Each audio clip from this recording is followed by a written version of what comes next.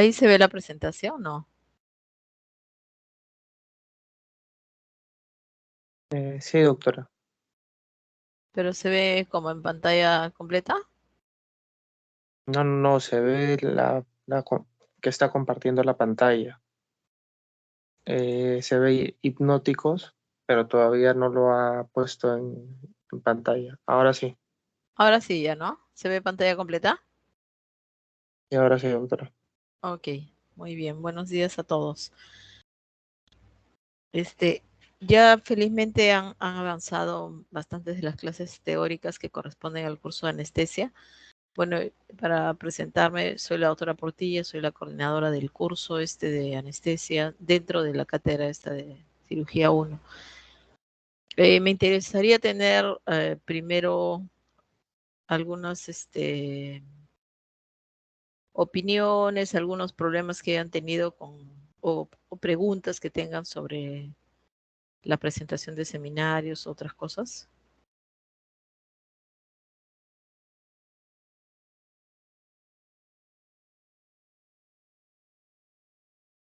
¿No hay ninguna pregunta?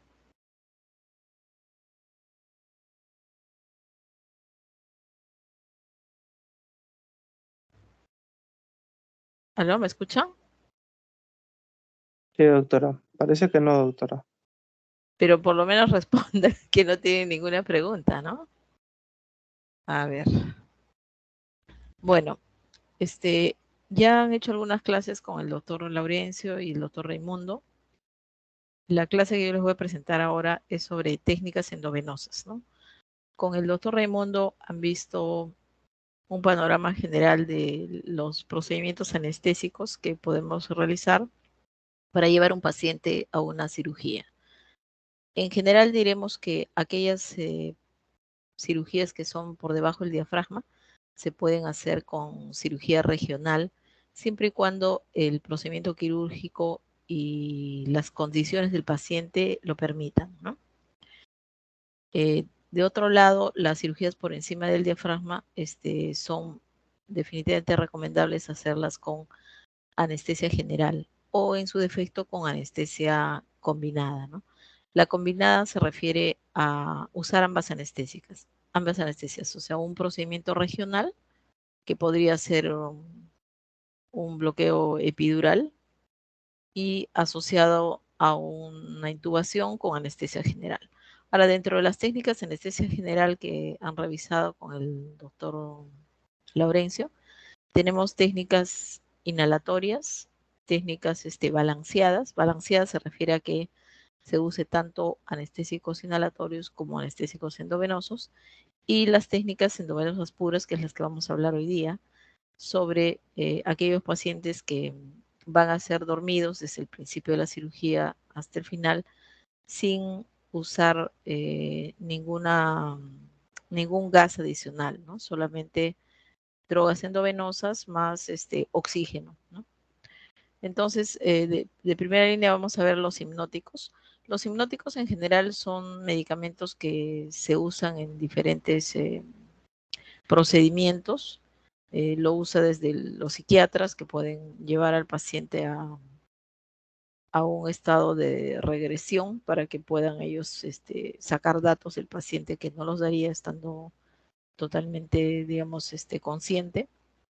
Entonces, desde ese tipo de hipnosis muy superficial hasta un coma farmacológico, podemos llevar al paciente con el uso de los hipnóticos. Entonces, los hipnóticos en anestesia que, digamos, más se usan, eh, se han dividido en dos grandes grupos, que son los barbitúricos. Dentro de ellos solo vamos a tocar el tiopental sódico porque es el único que aún se puede seguir usando. Cada vez se usa menos, dado que es una droga que tiene mayor tiempo de acción y por lo tanto y un metabolismo, digamos, más lento.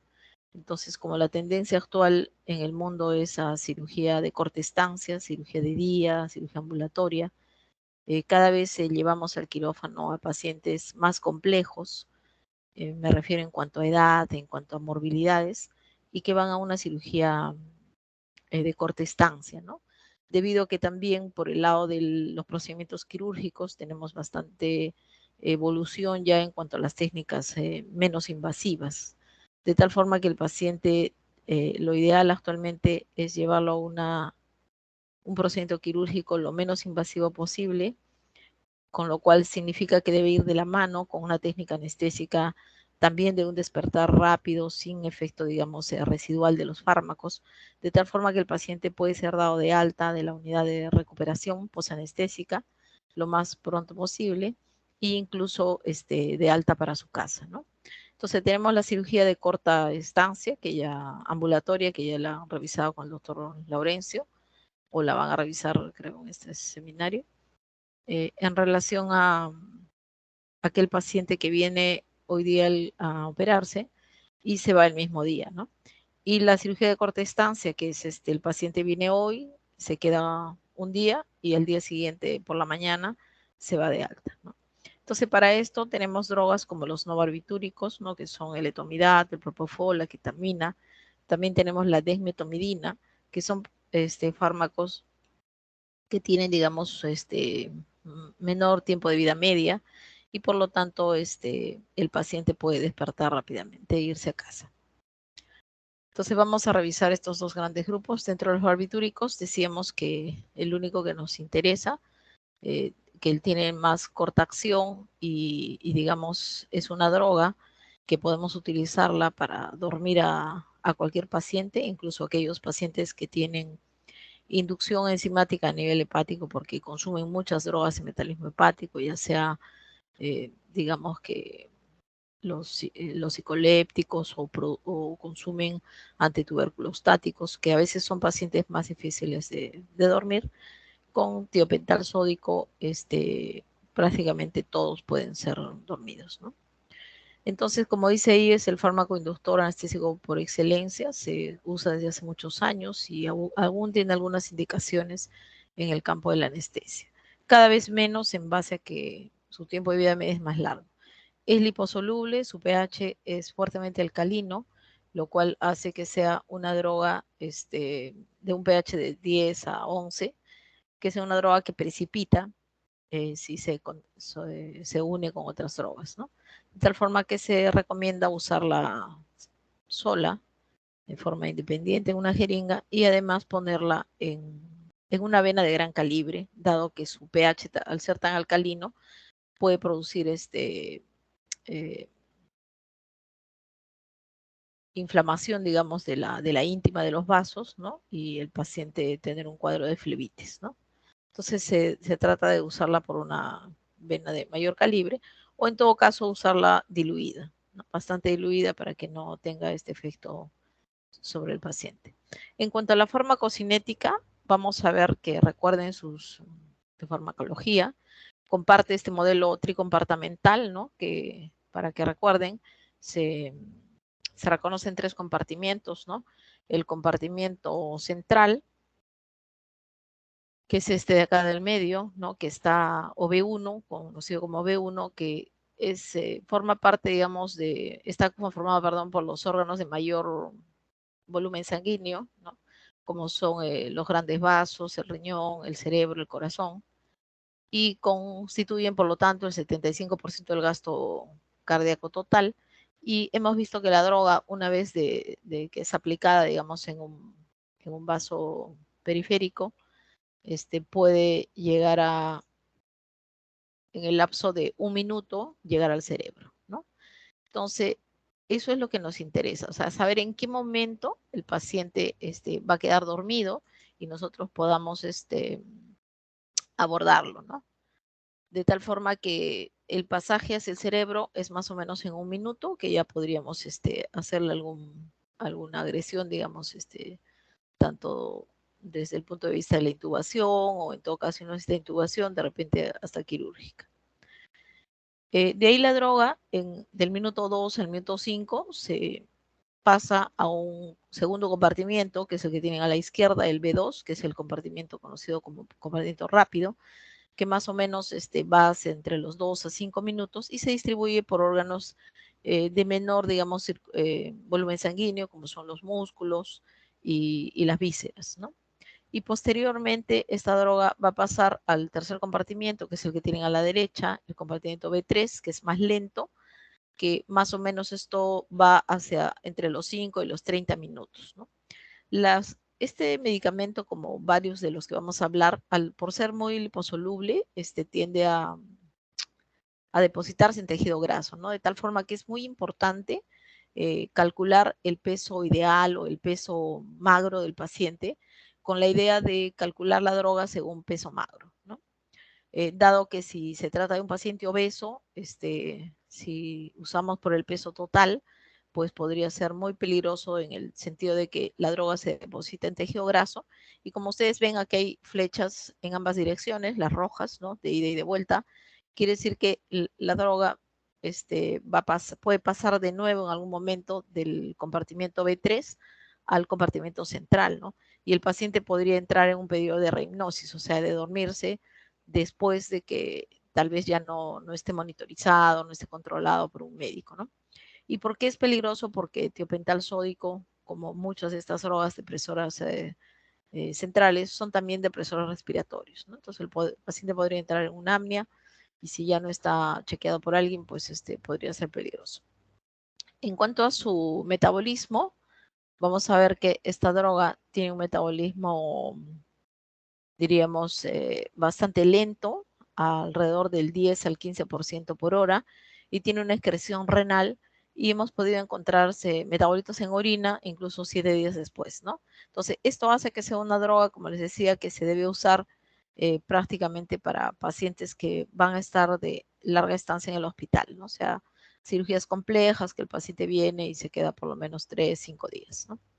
En cuanto al mecanismo de acción, se ha visto que va a haber, actúa a nivel de diferentes regiones del sistema nervioso central. Básicamente la acción que nos interesa es a nivel de la sustancia reticular activadora ascendente, produciendo ese estado pues de sueño que puede ir desde una hipnosis muy superficial hasta un coma farmacológico, ¿no?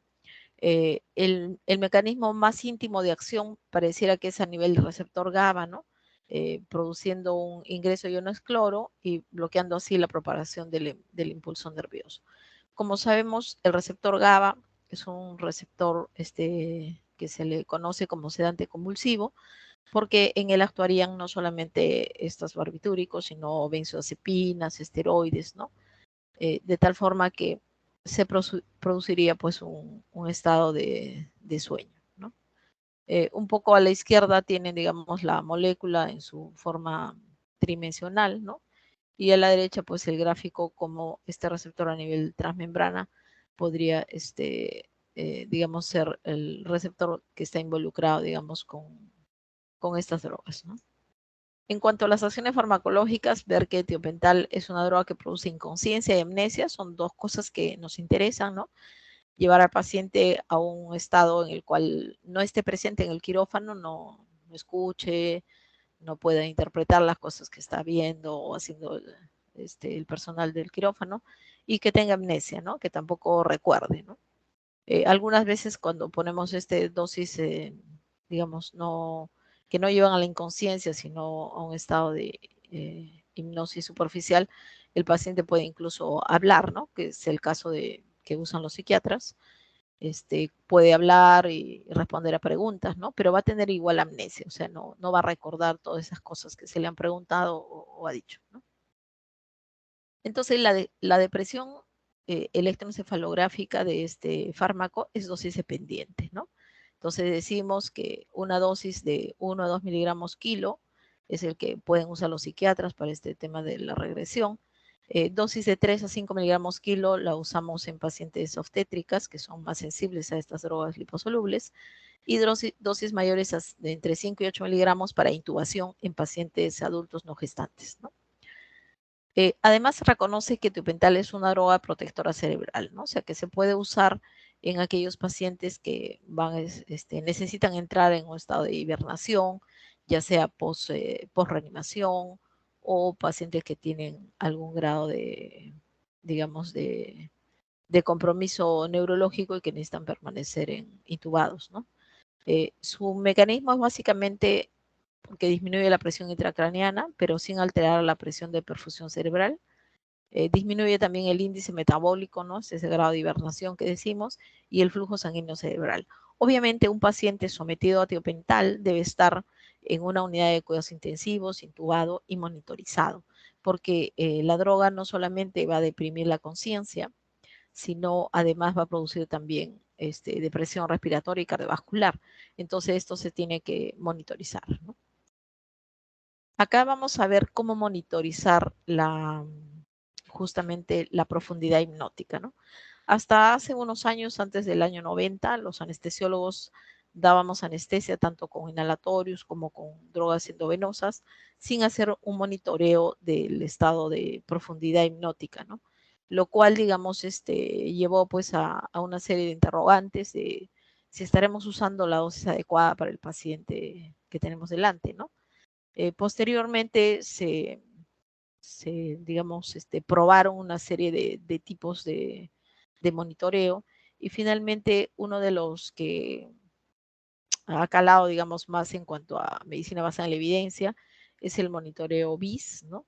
Actualmente tenemos una variante del BIS que es el SedLine, que es que viene a tener el mismo fundamento, ¿no? Que es monitorizar con estos electrodos que ven a la izquierda puestos en la región frontotemporal del paciente. De preferencia se deben monitorizar ambos hemisferios, de tal forma que podemos ver las diferentes ondas producidas en el paciente para diferenciar cuán dormido está, ¿no?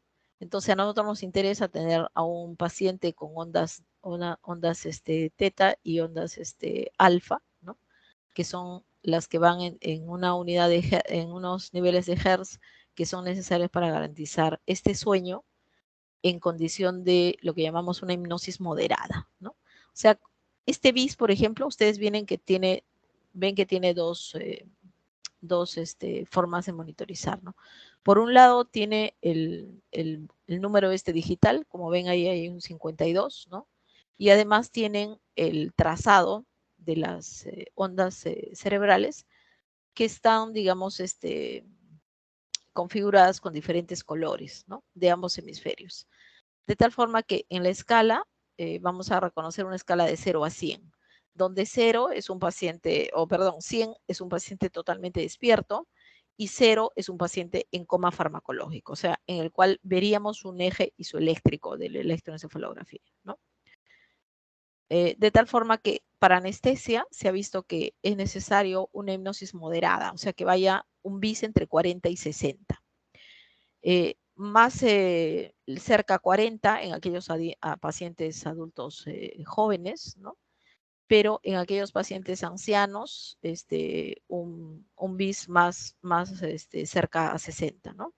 Puesto que ellos son mucho más sensibles a estas drogas depresoras centrales.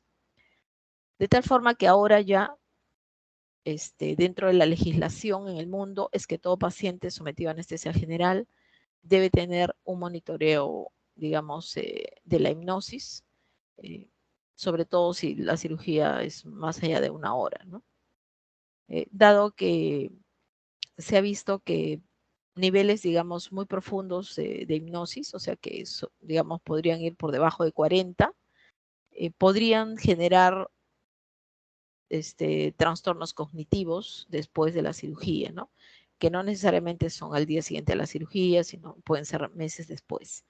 Entonces, frente a estos temas, sobre todo en pacientes que están en extremos de la vida, estamos hablando de los ancianos y los niños que todavía tienen, digamos, una maduración neurológica, digamos, no establecida, o sea, estamos hablando de niños menores de 9 años.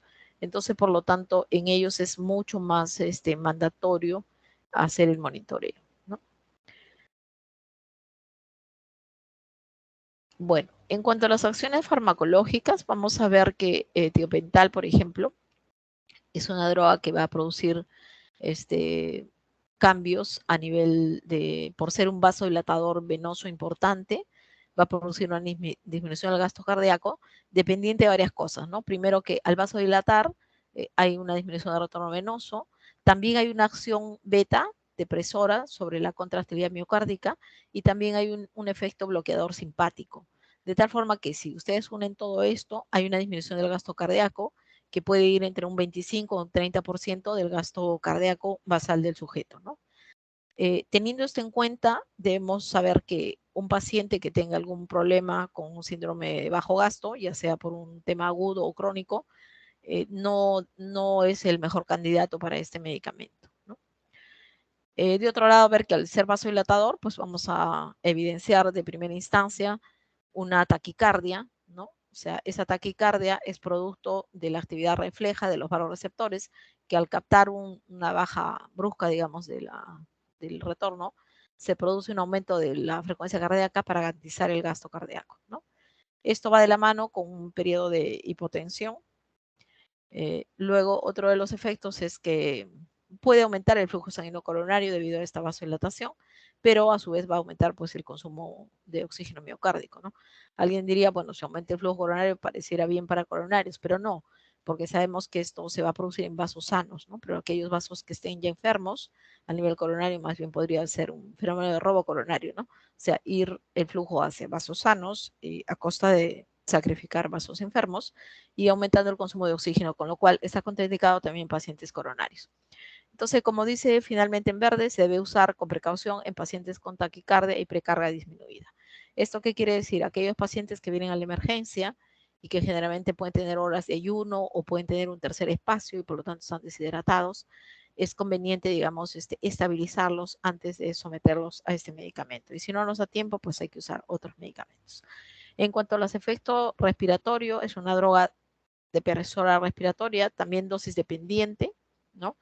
Que a dosis muy bajitas que usa el psiquiatra, por ejemplo, el psiquiatra no tiene un centro de reanimación en su consultorio, entonces esas dosis generalmente no hay depresión respiratoria, pero a dosis más altas puede producir hasta paro respiratorio, ¿no? O sea, eso está dentro de sus efectos normales debido a que al bloquear, digamos, el centro respiratorio, va a producir una falta de respuesta de con lo cual si el paciente hace primero disminución en la frecuencia respiratoria, en el volumen tidal, luego llega a apnea, acumula CO2 y este CO2 no va a estimular el centro respiratorio para que el paciente vuelva a respirar, ¿no? Entonces, este es un peligro etiopental por lo cual a veces no se usa en las emergencias de rutina, porque los pacientes que llegan a la emergencia pues son atendidos de primera mano por un médico interno o por un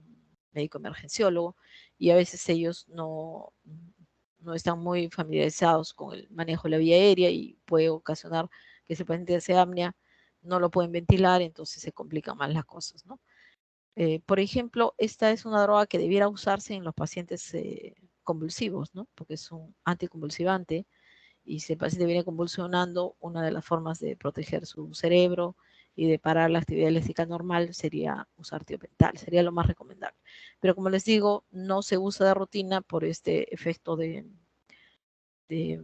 que la persona que lo usa debe manejar, tener un manejo, digamos, adecuado de la vía aérea, ¿no? O sea, poder saber ventilar al paciente si hace apnea, ¿no? Otra de las cosas que produce es tos y broncoespasmo y laringoespasmo.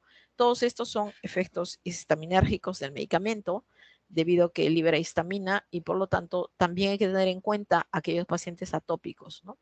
Una de las preguntas importantes que ustedes tienen que hacerle al paciente que entra al hospital en general, sea para lo que sea, ya sea hospitalizado para medicina interna o para una cirugía, preguntarle las alergias que tiene, ¿no? O sea, para ver su nivel de atopia, no solamente alergia a medicamentos, porque puede ser un paciente virgen que no usa medicamentos, pero puede tener alergia a un detergente, puede tener a un derivado del petróleo o a algún alimento, ¿no? O incluso al sol, al frío.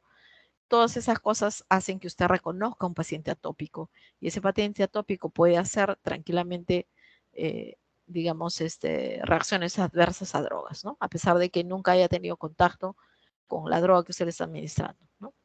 En cuanto a los efectos obstétricos, se ha visto que tiopental, por ser muy liposoluble, atraviesa bien la barrera placentaria, produciendo también depresión fetal. Entonces, ¿por qué nos interesa esta droga a nivel obstétrico? Porque cuando tenemos una gestante que por ejemplo viene convulsionando con una enfermedad hipertensiva del embarazo severa, una eclampsia, o un accidente de tránsito, o está chocada, pues tenemos necesidad de, para sacar al niño, para hacer una cesárea o una histerotomía, necesidad de llevarla a una anestesia general, ¿no? Y podríamos tener esta droga a la mano y tener que usarla, pero tenemos la precaución de que al ser una droga que a los 3 minutos ya va a estar en circulación uteroplacentaria, como hemos dicho, de acuerdo al, al mecanismo que hemos, farmacodinámico que hemos estudiado, ese niño, si no es retirado de la cavidad uterina antes de los 3 minutos, pues va a tener disminución de su Apgar, ¿no? Por depresión respiratoria. Entonces, cuando tenemos un procedimiento obstétrico con anestesia general, tenemos que asegurarnos de una cosa. En primer lugar, que todo el equipo quirúrgico esté en ese momento listo con todos sus instrumentales, el, el neonatólogo también que va a recibir al niño tenga la cuna, todo lo que necesita para hacer reanimación, de tal forma que apenas nace el niño, pues se le puede inmediatamente asistir, ¿no? Pero una de las cosas más importantes es un ginecólogo, un obstetra, que pueda sacar al niño en menos de 3 minutos, ¿no? O sea, sacarlo menos de 3 minutos de la cavidad uterina significa pues una destreza quirúrgica, ¿no? Otra de las cosas podría ser que, vamos a suponer que por más diestro que es el cirujano, el, la paciente es una cesárea anterior 2, 3 veces, o en todo caso ha sido laparotomizada, entonces tiene un montón de adherencias, incluso los intestinos pueden estar pegados a la pared abdominal, y por lo tanto es difícil llegar a la cavidad uterina y sacar rápido el niño sin tener el riesgo de lesionar vísceras. En ese caso, por ejemplo, si el cirujano se encuentra un panorama así, pues podemos esperar 10 minutos para sacar al niño, ¿no? Porque en ese tiempo, a los 10 minutos ya el fármaco ha sido retirado por el hígado materno de la circulación uteroplacentaria y se lo está metabolizando, de tal forma que el niño puede salir antes de los 3 o después de los 10, ¿no? Bueno, en cuanto a los usos clínicos, cuando vamos a usar, obviamente en la inducción de la anestesia, ustedes saben que en anestesia tenemos en anestesia general tenemos tres momentos. El primer momento es la inducción, que es el momento en el cual colocamos las drogas, ya sea por la vena o inhalatorios, hasta que el paciente se duerme, se relaja y podemos intubarlo, ¿no? Una vez intubado el paciente, o sea, puesto un tubo a nivel endotraqueal, ya hemos acabado la fase de inducción. De ahí empezamos con la fase de mantenimiento de la anestesia, ya sea con un anestésico inhalatorio o con estos endovenosos. Es aquellos en los cuales, en el momento en el cual el paciente, digamos, con la dosis que le estamos administrando, permanece dormido, con una profundidad hipnótica adecuada y con un estado hemodinámico también estable, ¿no? Estamos en la fase de mantenimiento, que esta dura desde el momento que se intubó al paciente hasta el final de la cirugía. Y al final de la cirugía, pues lo que hacemos una vez que el cirujano ya está por dar los últimos puntos o ya cerró el paciente, es despertar al paciente, que es la fase de educción de la anestesia, donde vamos a despertar, retirar el tubo, ¿no? Y volver al paciente a sus estados basales, tanto hemodinámicos como digamos, de ventilatorios y de conciencia, ¿no? Dado que la anestesia es un procedimiento reversible, ¿no? Bueno, entonces en esta fase de inducción nos va a servir los hipnóticos justamente para intubar al paciente. ¿Cuándo más podemos usarlo? Cuando tenemos, por ejemplo, un bloqueo regional. El doctor les había hablado ya de una anestesia raquídea o una anestesia epidural o un bloqueo de plexo de miembro superior, inferior para hacer un procedimiento puntual de mano, de codo. Entonces necesitamos dormir al paciente, entonces podemos usar cualquier hipnótico de estos que tengamos a mano. Como anticonvulsivantes, ya se los había explicado, esta droga es muy buena, como protectora cerebral también. Quizás es la única droga conocida en la farmacopeia que se ha probado, digamos, en medicina basada en la evidencia, que es un protector cerebral, ¿no? En cuanto a las dosis de inducción, vamos a usar dosis variables según la edad del paciente, en general entre 4 a 8 miligramos kilo, como ven ahí. Otra de las cosas es que aquellos pacientes que tienen algunas condiciones, se está indicado disminuir el 50% de la dosis en aquellos pacientes premedicados. ¿A qué refieren premedicados? A un paciente que se sabe que se va a operar, pero no se va operar, digamos, inmediatamente. Entonces, una media hora antes se le puede dar una benzodiazepina o un opiáceo para calmar el dolor, ¿no? Para tenerlo más tranquilo. Entonces, estas drogas, tanto las benzodiazepinas como los opiáceos, van a tener efectos sinérgicos sobre depresión respiratoria, de tal forma que en ellos, a veces, cuando ya los tenemos en el quirófano y han recibido esto, necesitamos usar menos cantidad de la droga. Otra es los pacientes ancianos. Sabemos que ellos tienen, digamos, un cambio en su farmacocinética, o son pacientes que pueden tener algún grado de hipoalbuminemia, ¿no? De proteínas bajas en sangre, y todas estas drogas pues se transportan así, unidas a las proteínas, ¿no? O pacientes con estado físico comprometido, ¿no? Aquellos pacientes que están con desbalance hidroelectrolítico o con una desnutrición severa o aguda, ¿no? ¿Qué complicaciones podemos tener? Reacciones anafilácticas, ya habíamos descrito que es una droga histaminérgica, puede ir desde una urticaria común hasta un edema facial o un broncoespasmo. Lo que ningún anestesiólogo quiere tener es un broncoespasmo, ¿no? Pero lamentablemente las drogas que nosotros usamos en anestesia no las sometemos, digamos, a una prueba de sensibilidad, ¿no? Como se hace con los antibióticos. De tal forma que si el paciente hace reacción adversa, pues podríamos tener un broncoespasmo, y el broncoespasmo a veces podría ser difícil de revertir, ¿no? A pesar de las drogas que se usan también para eso, a pesar incluso de la adrenalina. Otra de las cosas es el dolor a la inyección, ¿no? Flebitis, que habíamos hablado por el pH del fármaco. Necrosis intraarterial, esto es cuando tenemos un paciente monitorizado y que se le ha invadido vías endovenosas y también intraarteriales, ¿no? Y por error alguien le coloca el fármaco por la vía intraarterial, entonces se puede producir necrosis de la íntima con obstrucción del vaso, y si no hay circulación colateral puede haber una necrosis de la extremidad, ¿no? Contraindicado en cualquier caso de porfiria por su metabolismo hepático que interfiere en estos pacientes. En pacientes chocados habíamos dicho que deben estar estabilizados, ya sea con drogas y con volumen, y en pacientes asmáticos, ¿no? Que también hemos visto que pueden hacer una descarga histamínica. En cuanto al otro grupo de drogas, que son los no barbitúricos, vamos a ver que es el etomidato. El etomidato es una droga tan antigua como el tiopental que habíamos comentado. La diferencia es que no tiene ningún efecto analgésico. Si bien es cierto, ambos son hipnóticos, se ha visto que con tiopental podemos hacer un procedimiento de baja intensidad de dolor, como un legrado uterino, una paciente que ya está, digamos, con el orificio externo abierto, ¿no? O podemos hacer una reducción de una luxación de hombro, de cadera, o, o una reducción de una fractura en tallo verde en un niño con una dosis de tiopental, y no necesitar ningún analgésico adicional, ¿no? En cambio, tomidato es una droga que no se puede usar sola, o sea, sirve para la hipnosis, pero no tiene ningún efecto analgésico, por lo tanto, tenemos que usar algún analgésico asociado, ¿no? ¿Cuáles son sus virtudes de tomidato comparados con tiopental, que es la droga que hemos estudiado ya? Mínimos cambios hemodinámicos, ¿no? Una depresión respiratoria mínima, tiempo de recuperación más rápida, en 7 minutos, prácticamente el paciente puede despertar después de un bolo, y pasados 30 minutos ya no tener efecto del fármaco. En cambio, con tiopental habíamos dicho puede durar horas, ¿no? Y si recircula peor, y bueno, la excreción es más lenta, ¿no? Y finalmente, otra de las, digamos, virtudes de tomidato es que no libera histamina, o sea que también podríamos usarlo en pacientes atópicos. La elevada liposolubilidad le confiere, al igual que tiopental, una llegada en 1 minuto al cerebro, con lo cual también podríamos ya instrumentar al paciente en 1 minuto. El modelo farmacocinético es el mismo, tricompartamental, que habíamos leído. La diferencia es la excreción, ¿no?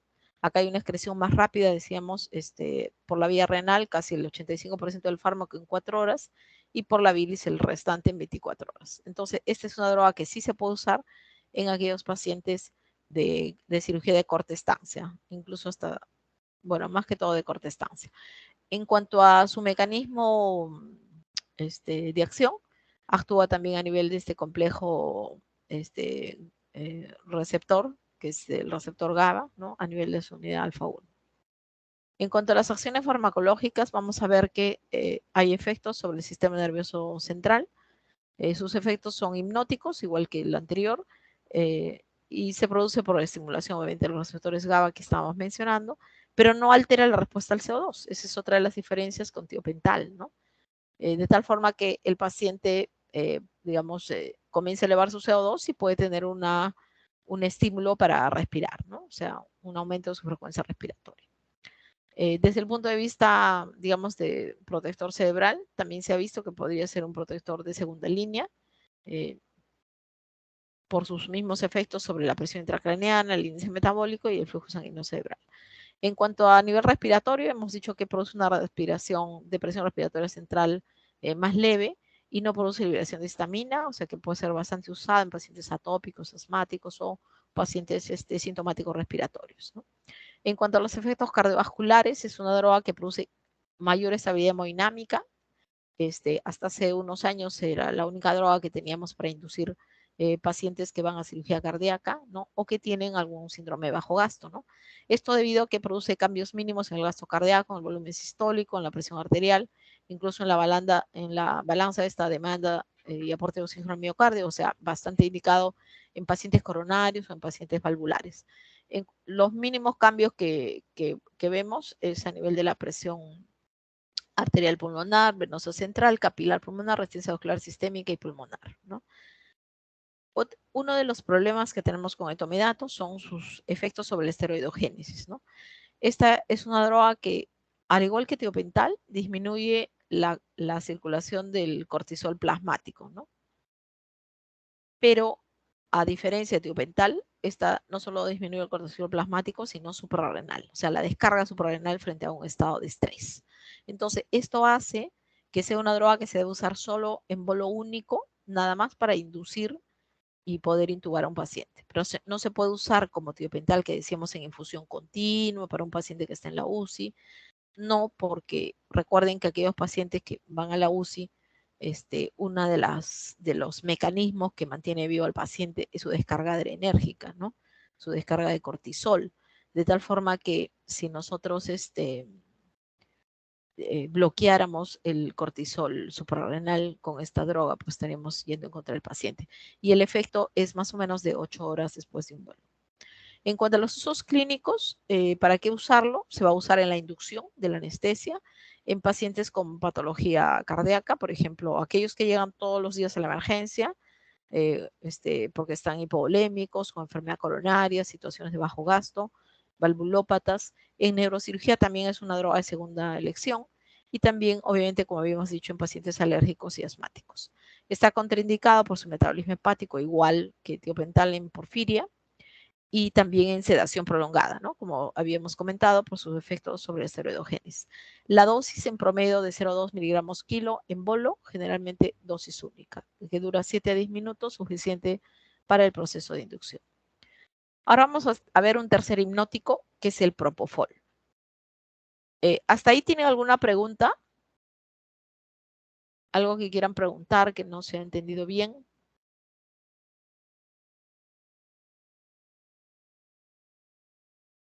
¿Hola? Sí, doctora. ¿Sí? ¿Alguna pregunta? Bueno, Respecto, doctora, a la eh, ¿puede retroceder, por favor, una diapositiva?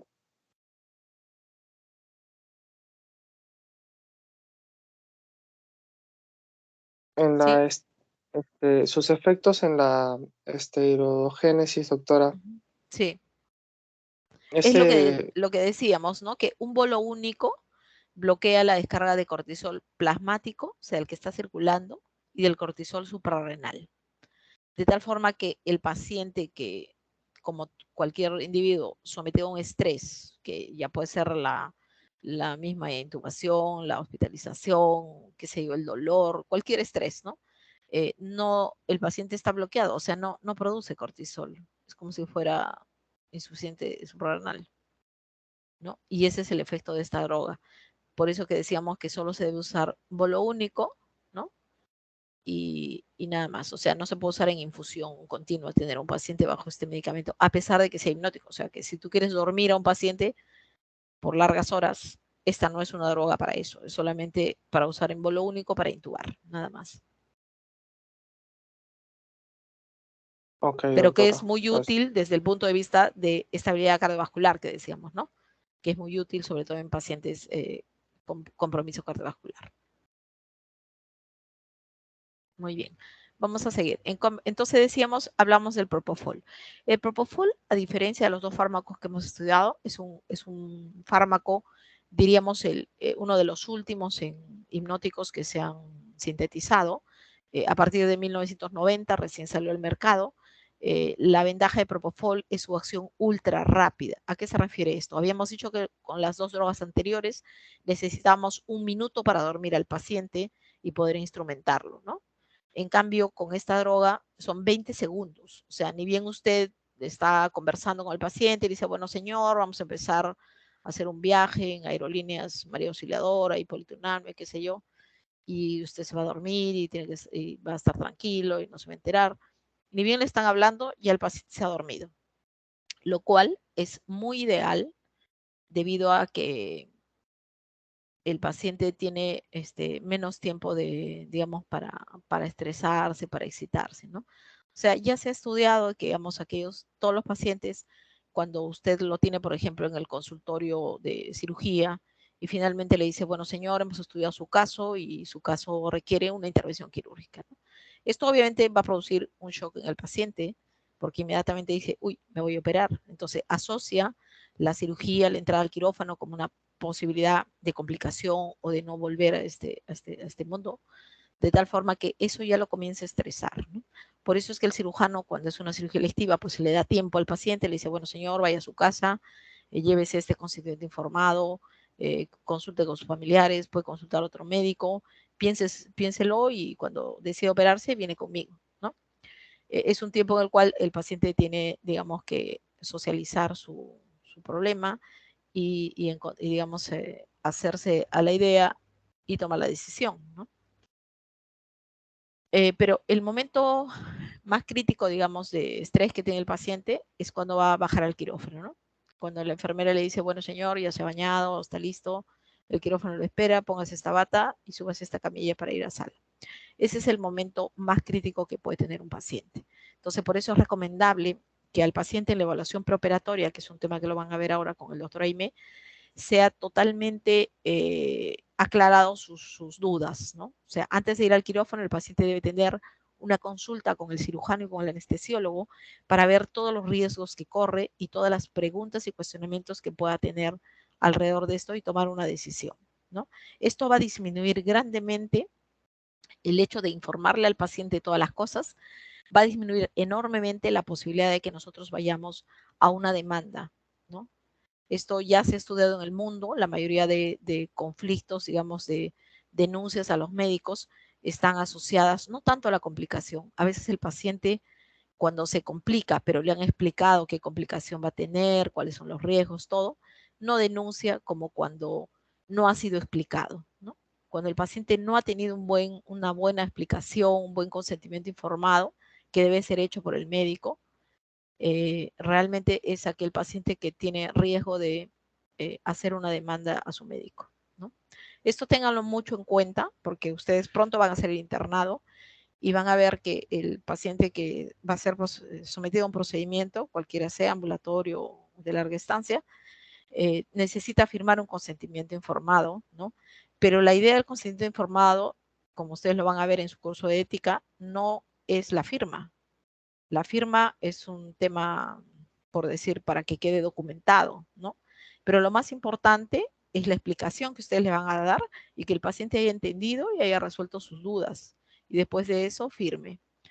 Porque lo que vemos a veces como mala praxis en el hospital y en cualquier lugar es que el paciente firma el documento y cuando llega al quirófano dice, ¿y qué hago acá? ¿Me van a operar? Algunos preguntan, ¿me van a operar de qué? ¿No? Más otras preguntas de cuándo me voy a ir de alta, cuánto dura la operación, qué riesgos hay, etc. de preguntas que las hacen fuera del momento, o sea, ya en minutos previos a entrar al quirófano. Y eso no debe suceder. porque todo el consentimiento debe hacerse días o horas antes de que el paciente llegue al quirófano, ¿no? Incluso en la emergencia siempre da tiempo para hacer un consentimiento, ya sea con el familiar, si está inconsciente el paciente, o con el paciente mismo, ¿no? Entonces, como les decía, este momento de dar el consentimiento, de dar todas las explicaciones y dudas que tenga el paciente, ya es una forma de hacer algún grado de ansiólisis, ¿no? Entonces es recomendable que el paciente que va a ir al quirófano tenga esta explicación y de paso ya tiene menos ansiedad. Si a esto ustedes le aumentan una benzodiazepina, que la van a poner antes de ir al quirófano, generalmente media hora antes, o incluso a pacientes que son muy tensos, como pueden ser los hipertensos, que son, o los diabéticos, se le puede poner hasta un día antes una dosis y el día mismo de la cirugía otra segunda dosis. De tal forma que es un paciente que va a ir totalmente relajado, tranquilo al quirófano y no va a tener, digamos, este estado de estrés que le puede desencadenar otras complicaciones, ¿no? Entonces el propofol se ha visto que es una droga que a pesar de que el paciente llega al quirófano, vamos a suponer, sin ninguna premedicación previa, el hecho de que el paciente se duerma en 20 segundos hace que sea un paciente muy colaborador y que no sufre, digamos, este estrés porque se ha dormido tan pronto que no tiene tiempo de excitarse. Un momentito, me dan a dar un minuto.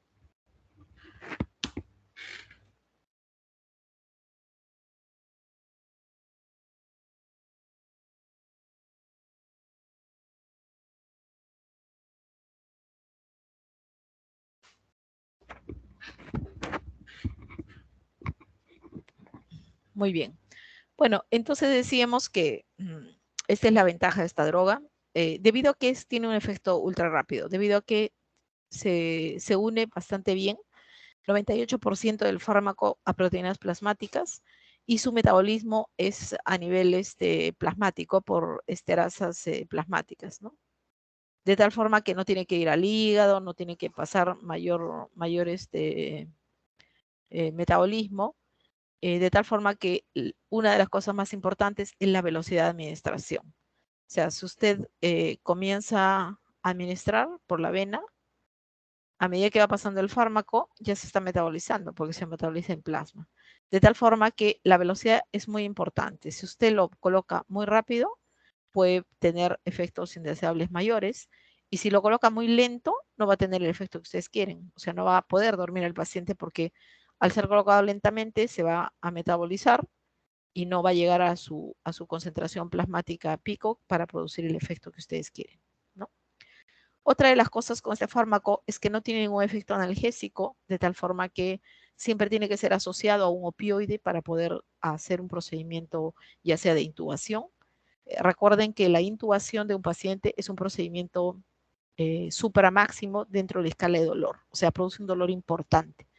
De tal forma que para la inducción de un paciente se debe usar un hipnótico de estas drogas que estamos estudiando hoy, asociado a un opiáceo, que puede ser fentanilo, remifentanilo, petidina, y asociado a un relajante neuromuscular para que podamos tener las cuerdas vocales relajadas y poder pasar el tubo endotraqueal libremente sin tener la posibilidad de lesionar o de dañar las cuerdas vocales, ¿no? Bueno, entonces decíamos que el propofol ofrece condiciones ideales de intubación. ¿Por qué? Porque al ser un procedimiento muy doloroso, se ha visto que incluso aquellos pacientes que usan las dosis terapéuticas de hipnótico, opioide y relajante, siempre hacen un periodo de taquicardia. O sea, han sentido algo, ¿no? Por ser muy dolorosa la intubación. De tal forma que el propofol, al ser una droga que más bien produce bradicardia, no da estas condiciones ideales, no taquicardias al paciente, ¿no? Lo cual sería ideal en un paciente, por ejemplo, que no debas aumentarle el consumo de oxígeno, como puede ser un paciente coronario, ¿no? En el cual tienes que mantener la mayor estabilidad, digamos, en cuanto a su frecuencia cardíaca. Otra de las cosas es que es una droga, un alquilfenol, con elevada liposolubilidad. Esta liposolubilidad le confiere justamente esa rápida llegada que decíamos en 20 segundos al cerebro. Entonces, desde el punto de vista farmacocinético, ya lo habíamos mencionado, altamente liposoluble en 20 segundos. El modelo tricompartamental es igual. Hay una distribución, metabolismo y una eliminación muy rápida, puesto que todo esto es a nivel plasmático. El 98% al unirse a proteínas plasmáticas hace que sea una droga muy segura en pacientes, digamos, que tengan normosómicos o que estén bien nutridos, pero en pacientes con hipoproteinemia podría ser bastante peligroso, ¿no? Hay que disminuir las dosis. Tiene un elevado aclaramiento plasmático por colinesterases plasmáticas y su acción es muy breve, o sea, nosotros ponemos el fármaco por la vena y tenemos 5 a 10 minutos para intubar al paciente, después se va a despertar. Se coloca un bolo, cuando es colocado en bolo, perdón, se va a usar esta velocidad de administración, 4 mililitros cada 10 segundos. Pero habíamos comentado temprano que la tendencia ahorita en el mundo es hacer cirugía de día, de corta estancia, porque esto se ha visto que no solamente, digamos, es más favorable para el paciente en el sentido de que al estar menos tiempo hospitalizado, hay menos estrés, hay menos complicaciones, ¿no? Recuerden que los pacientes en el hospital les puede pasar de todo, se pueden caer, se pueden infectar de un germen intrahospitalario, incluso llegar a morir, ¿no? De tal forma que mientras menos tiempo esté el paciente en el hospital, mejor. Entonces, esta es una droga ideal para hacer cirugía de corta estancia. De tal forma que no solo lo vamos a usar en la inducción, o sea, para intubar, sino lo vamos a usar en el mantenimiento hasta el fin de la anestesia. Para esto hacemos una técnica endovenosa total, en el cual hay un bolo de inducción y después de ese bolo sigue una infusión que actualmente se llama TCI, que es de las siglas del inglés, Target Control Infusion.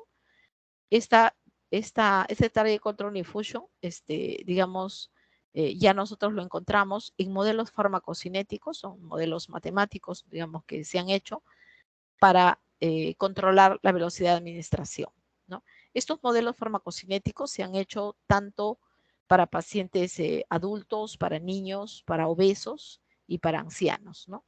Obviamente estos siguen evolución, siguen investigación, cada día se mejora un modelo farmacocinético mejor que el otro, encontrando, digamos, el mejor modelo ideal para cada tipo de paciente, ¿no?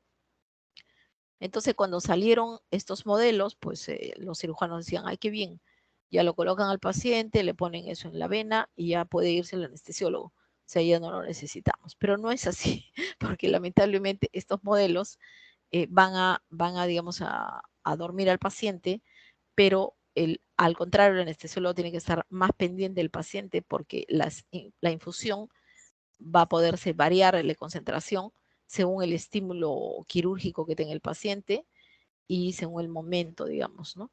De tal forma que ahora usamos modelos endovenosos en los cuales tenemos en infusión tanto este propofol, que es el más usado, como hipnótico. Igual pasamos en infusión un narcótico, que puede ser remifentanilo o fentanilo, y también podemos pasar en infusión el relajante neuromuscular, que puede ser rocuronio, becuronio, cisatracurium, cualquiera de estos, ¿no? Entonces tenemos las 3 drogas en infusión continua para dormir al paciente. Entonces cuando el paciente ya termina la cirugía, lo primero en cerrar es el relajante. Generalmente el relajante, la infusión continua lo podemos cerrar unos 20 minutos antes, ¿no? Luego lo siguiente en cerrar es el propofol, lo podemos cerrar unos 5 a 10 minutos antes de la cirugía, del fin de la cirugía.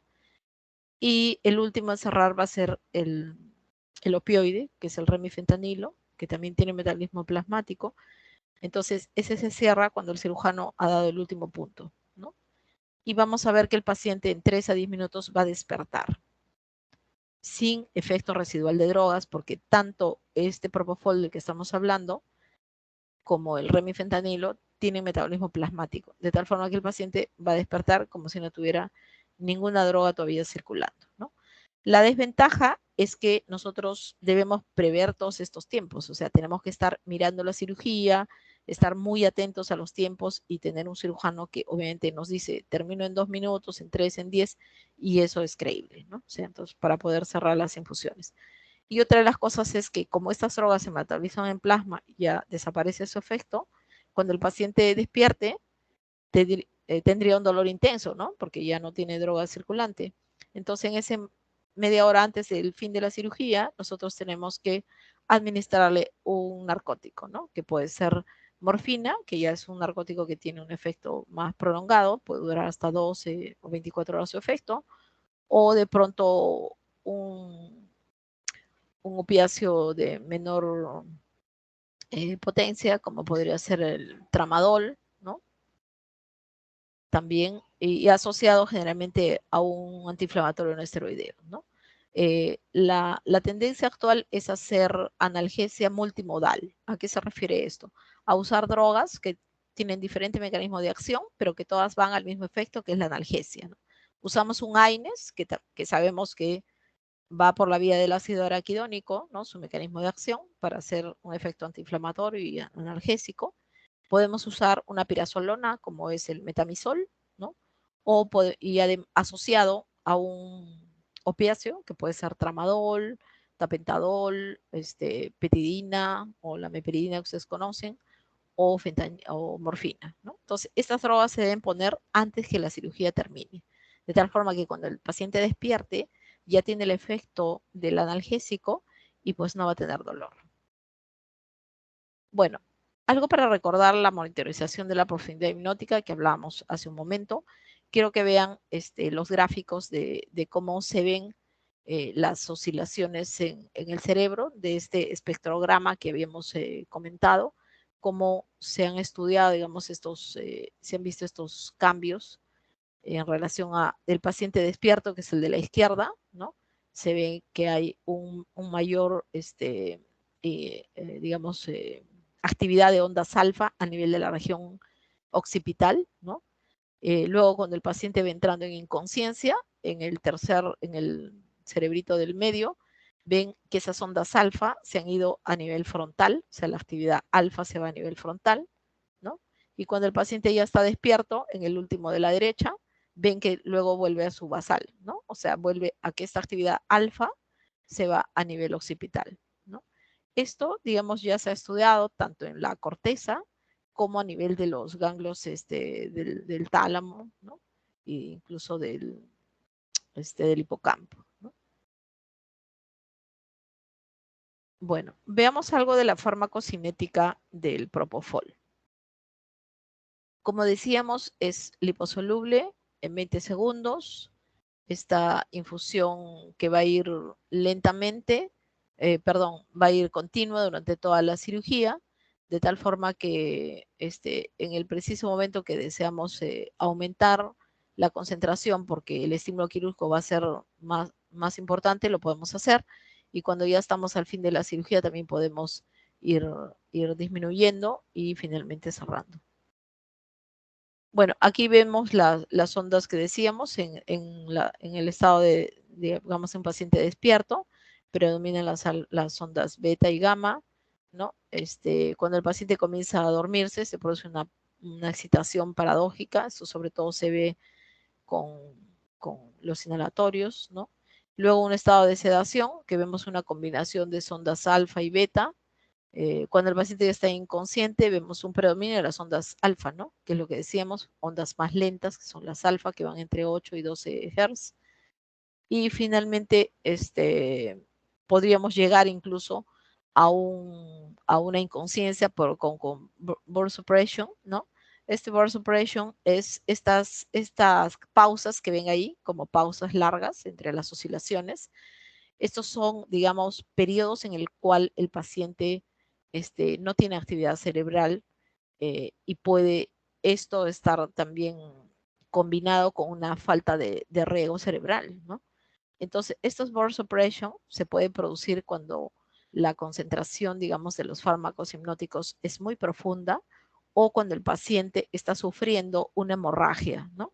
Por ejemplo, el paciente están operando un aneurisma, todo ahí bien, estaban disecando y de pronto o un tórax, ¿no? Estaban disecando el hilo pulmonar y de pronto se rompe la vena pulmonar, se rompe el aneurisma del cerebro, el paciente hace un sangrado agudo y entonces se puede producir por hipoperfusión cerebral estas burst suppression, ¿no? Entonces, este monitoreo cerebral es muy útil debido a que no solamente nos va a saber que nosotros estamos en qué profundidad hipnótica adecuada para la anestesia de este paciente, sino también en prever en qué momento el paciente está teniendo hipoperfusión cerebral, dado que puede estar sangrando. Muchas veces nosotros estamos en el quirófano y como no tenemos una cámara conectada a la cavidad abdominal, a veces el cirujano tiene cierta soberbia y comienza a meter los dressings. El paciente está sangrando, pero no comunica al anestesiólogo, o sea, no dice, el paciente está sangrando, ¿no?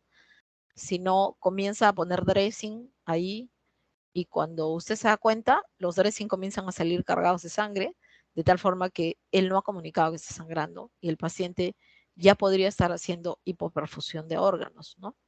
Y uno de los efectos, digamos, a nivel del cerebro sería ¿no? Estas burst suppression que van a aparecer, digamos, en el momento del monitoreo cerebral, ¿no? Entonces, como ven, la presencia del equipo quirúrgico es pues un trabajo totalmente en equipo, ¿no? O sea, tienen que estar todos conectados. El cirujano, sus ayudantes, el anestesiólogo, la circulante, el instrumentista, todos deben estar conectados en ese tema. Yo no quiero ver cuando ustedes vayan a ser internos, que algunos irán al hospital, aquellos internos que entran a sala y están mirando su celular, ¿no? Eso realmente se ha convertido en una epidemia de la obsesión por mirar el celular y no ver lo que está pasando a su alrededor, ¿no? Si usted ingresa al quirófano, en el quirófano hay muchas cosas que aprender, desde el momento de cómo se viste el cirujano, cómo se ponen las pinzas, cómo se coloca el paciente, cómo se duerme el paciente, cómo se hace la técnica quirúrgica. Es la verdad que un campo muy rico de aprendizaje, ¿no? Entonces, llevar a un celular y estar mirando el celular mientras duermen al paciente, se visten los cirujanos, realmente es como tener un desprecio por la especialidad, por la carrera que estamos haciendo. Bueno, finalmente ven ese eje isoeléctrico que está al final, en la línea final, que ese sería pues un estado prácticamente de coma farmacológico, ¿no? Al cual creo que no vamos a llevar a ningún paciente a ese estado. En algún momento hemos tenido pacientes con tétanos, ¿no? Que han tenido unas crisis de tétanos o crisis epiléptica. Hemos tenido necesidad de intubar al paciente y someterlo a ventilación mecánica en la unidad de cuidados intensivos y profundizar de tal forma que podamos, mientras las drogas antiepileptógenas hacen efecto, tener al paciente, digamos, libre de movimientos y protegiendo su cerebro, ¿no? Pero casi diríamos que este eje isoeléctrico no es algo ideal para el paciente por más hiperactivo que esté, ¿no? Bueno, esto era un poco más algo ilustrativo como para que tengan idea cuando vayan a sala de lo que están mirando. Acá tenemos justamente el modelo Propofol, ¿no? Acá tenemos unas oscilaciones que decíamos en rango de frecuencia alfa de 8 a 12, que son esas rojitas, pero las rojitas que están a la mitad, ¿no? En la base tenemos las oscilaciones que van de 1 a 4 Hz, que son las delta, y al medio tenemos las ondas alfa de 8 a 12 Hz, que este es digamos, una presentación que es, por decir así, la forma como el espectrograma se presenta cuando está usted usando Propofol, ¿no? Ahí no hay ninguna supresión, ese es una hipnosis, un estado de hipnosis, perdón, normal en un paciente, como dice ahí, de 38 años que está recibiendo Propofol. Bueno, en cuanto a los efectos, acciones farmacológicas, vamos a ver que sus efectos son sobre el sistema nervioso central de Propofol, dando esta inducción muy suave, que decíamos muy rápida, como mínima excitación, que el paciente se duerme y digamos, no tiene tiempo de preocuparse en nada. Se presenta una disminución del flujo sanguíneo central y una disminución de la presión de perfusión cerebral, pero que va dentro de los límites de autorregulación. O sea que desde ese punto de vista, esta puede ser una droga de segunda línea en cuanto a protección cerebral, ¿no? Y realmente Propofol es una droga que se usa mucho en las unidades de cuidados intensivos, ¿no? En aquellos pacientes que están bajo ventilación mecánica.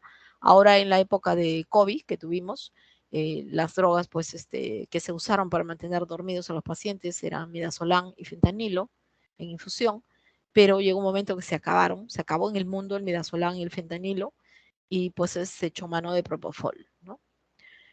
Otro de los efectos a nivel central es que no altera la respuesta al CO2, o sea que el paciente si acumula CO2 inmediatamente tiene un estímulo central para poder volver a ventilar. Va a producir una disminución de la presión intracraneana e intraocular, ¿no? Con lo cual también es útil en pacientes con glaucoma y como protector cerebral. En cuanto a los efectos cardiovasculares, el efecto más importante es que es un vasodilatador muy intenso, va a disminuir un 9% la resistencia ocular sistémica, la presión arterial sistólica, diastólica y el gasto cardíaco más o menos entre un 12 a 15%, ¿no? A diferencia de tiopental, que disminuye un 30% el gasto cardíaco, y etomidato, menos de 10, ¿no? Entonces, esta es una droga intermedia en cuanto a efectos cardiovasculares se trata, ¿no? Y lo que decíamos, que disminuye la frecuencia cardíaca, que eso daba esas condiciones de inducción adecuadas, o sea que no hay taquicardia en el momento que se intuba al paciente. En cuanto a los efectos sobre el sistema respiratorio, se ha visto que produce una depresión respiratoria, pero que rápidamente habíamos dicho, al no deprimir el centro respiratorio, pues el paciente puede volver a ventilar. Y no produce liberación de histamina, lo cual hace una droga muy útil en pacientes asmáticos o en pacientes atópicos. ¿Cuándo lo vamos a usar? Habíamos dicho en la inducción para intubar al paciente, en el mantenimiento, o sea, hasta el final de la anestesia. Su mayor ventaja es la rápida recuperación, o sea que si cerramos la infusión, en 5 a 10 minutos el paciente está totalmente despierto sin efecto residual hipnótico. Es la droga de elección en cirugía de corta estancia ambulatoria que habíamos comentado. Una de las cosas, aparte de que tiene un despertar rápido sin efecto residual, son la mínima cantidad de náuseas y vómitos. Todas las drogas que usamos en anestesia son emetizantes, ¿no? Pero Propofol es, diríamos, la droga que menos efectos sobre náuseas y vómitos produce. De tal forma que la hace más ideal para esta cirugía, dado que el paciente se va a su casa. Entonces, si el paciente está vomitando, imagínense, va a llamar a su cirujano, va a estar alterado si se ha ido el mismo día a su casa, ¿no? En cambio, con Propofol, este panorama se va a ver disminuido. Lo vamos a usar también, como decíamos, para sedación prolongada de las UCIs, útil en neurocirugía y en pacientes asmáticos, ¿no? La dosis en promedio para intubación es de 1.5 a 2 miligramos kilo, a esa velocidad que habíamos señalado. Se debe disminuir un 20% de la dosis en ancianos, ¿no? Dado que ellos tienen cambios farmacocinéticos y además pueden estar con proteínas más bajas. Y el 50% de la dosis se debe disminuir en pacientes ASA3 o ASA4. Esto van a ver en su seminario de evaluación preparatoria, qué cosa es el ASA. Es una evaluación para ver el riesgo anestésico de un paciente. Entonces, el ASA3 o ASA4 hace que este paciente se le deba colocar el 50% de la dosis y a una velocidad más lenta, ¿no? Se debe hacer el mantenimiento, como hemos dicho, con infusión por TCI, asociado siempre a opiáceos. Vamos a ver ahora el último hipnótico, que es la ketamina. Hasta ahora habíamos visto estas 3 drogas que se usan para inducir la hipnosis en un paciente y que se deban asociar a opiáceos y a relajantes para poder intubar a un paciente.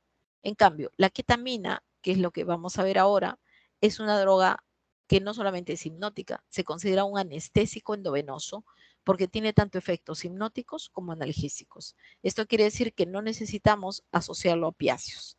Si quisiéramos intubar al paciente y relajar las cuerdas vocales, sí tendríamos que asociarlo a un relajante. Pero si es un procedimiento en el cual no necesitamos intubar al paciente, la ketamina, al ser un anestésico endovenoso puro, se puede usar solo, ¿no? Va a dar ambas cosas, va a dar sueño al paciente y además analgesia. se ha visto que produce efectos estimulantes cardiovasculares, o sea, taquicardia, hipertensión, ¿no? Porque produce descarga de adrenérgica. Y también produce alteraciones psíquicas, o sea, aumento de excitación, delirio, que generalmente son al despertar del paciente, ¿no? Esto limitó el uso de la ketamina después del año 90, ¿no? Al venir el propofol al mercado, entonces la ketamina dejó de usarse. ¿Por qué? Porque decían, el paciente con ketamina hace taquicardia, puede hacer hipertensión, y después despierta en la recuperación un poco excitado, o algunos deprimidos, algunos están llorando, otros están hablando incoherencias. Entonces, esto como que hacía ver en el año 90 que en el mundo se hablaba de calidad total, entonces se decía, pues calidad en anestesia no es un paciente que despierta así, ¿no? Entonces dejó de usarse. Pero pasaron los años y se vio la utilidad y digamos, el lugar que todavía debe ocupar la ketamina en los procedimientos anestésicos. Desde el punto de vista químico, es un derivado de la fenilciclina que puede ser sintetizado por otros motivos y que después se vio que tenía efecto analgésico e hipnótico. Entonces, la ketamina racémica tiene dos estereoisómeros, la ketamina R y la ketamina S. Perdón, ahí hay un error en el signo, la S es la levógira. Tiene diferente, cada una de estos estereoisómeros tiene diferente afinidad por el receptor NMDA. Entonces, el receptor NMDA es un receptor que está muy todavía en estudio, está muy asociado a la transmisión de dolor y sobre todo de dolor crónico, ¿no? Entonces, se ha visto que la ketamina S tiene 4 veces mayor afinidad por el receptor NMDA y por lo tanto podría ser un mejor inductor del sueño que la ketamina R. Entonces decíamos, si tenemos una droga que tiene dos estereoisómeros y hay uno de esos estereoisómeros, que es la ketamina R, que produce efectos indeseables como son la taquicardia, hipertensión o el delirio, el despertar, pues entonces sinteticemos solo ketamina S, ¿no? Y eso es lo que se está haciendo ahorita en el mundo. Ya tenemos ketamina S en otros países, de tal forma que los efectos indeseables de ketamina se han visto ya disminuidos, ¿no? Pero ¿cuál es el mecanismo de acción? Se ha visto que bloquea este receptor NMDA, ¿no?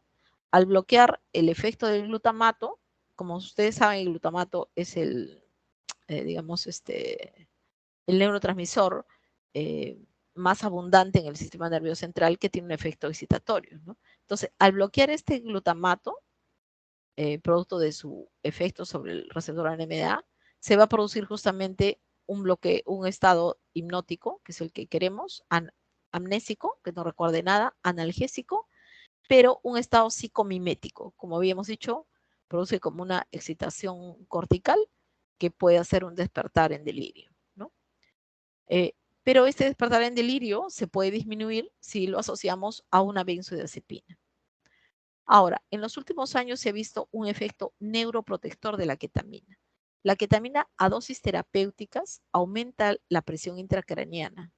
Por eso es que se decía que en aquellos pacientes que tienen por algún motivo aumento de la presión intracraneana o que son pacientes psiquiátricos, ¿no? Con algún trastorno psiquiátrico, no debe usarse la ketamina, ¿no? Pero en los últimos años se ha visto que a dosis bajas, en pacientes que tengan un daño, digamos, neuronal hipóxico, que esté mediado por la actividad del NMDA, por exceso de glutamato, se ha visto que la ketamina puede ser usada como un neuroprotector. Y aquí un gráfico un poco para mirar el receptor NMDA del que hablamos, el sitio que corresponde digamos, a glutamato, bloqueando, digamos, la ketamina bloquearía ese glutamato y por lo tanto se producirían los efectos que hemos mencionado. Pero además se ha visto en el tiempo, a medida que han pasado, digamos, ha evolucionado el manejo de las patologías neoplásicas, ¿no? Tanto en cuanto a su diagnóstico y luego tratamiento, en el mundo estamos teniendo mayor sobrevida, incluso de pacientes con enfermedades neoplásicas, ¿no? Y una de las patologías que tiene mayor sobrevida es justamente el cáncer de próstata y el cáncer de mama, ¿no? Entonces, en estos pacientes se ha visto que la sobrevida puede ser mayor que en el promedio, digamos, de pacientes con otras patologías neoplásicas. Entonces se vio que ese paciente va a pasar pues por los episodios prolongados de dolor justamente en el momento que hay metástasis del cáncer, ya sea a nivel visceral o a nivel óseo. Entonces, estos pacientes necesitan una terapia por tiempo prolongado con opiáceos, ¿no? Entonces, cuando el paciente ya tiene metástasis y comienza a presentar dolor, va con el oncólogo o va a la unidad de dolor, ¿no? Y en la unidad de dolor, pues le van a comenzar a dar primero opiáceos, digamos, de acción intermedia, como puede ser el tramadol, pero va a evolucionar, digamos, esta patología y el paciente va a necesitar mórficos más potentes como la morfina, ¿no? Entonces llega un momento que ya lo cambian a morfina y cada día le tienen que aumentar la dosis de morfina. Entonces podemos tener pacientes que siendo una dosis ya alta, 90 miligramos de morfina, superan esa dosis diaria y están recibiendo 250 miligramos de morfina y aún así tienen dolor, ¿no? Entonces, más de 90 miligramos de morfina al día hace que el paciente ya tenga bastantes efectos indeseables producidos por los opiáceos, como son náuseas, estreñimiento y sedación, ¿no? Entonces, cuando nosotros tratamos a un paciente manejándole el dolor por un trastorno neoplásico, ¿qué queremos? Que el paciente tenga calidad de vida, ¿no? O sea, que pueda hacer sus actividades de la vida diaria sin dolor.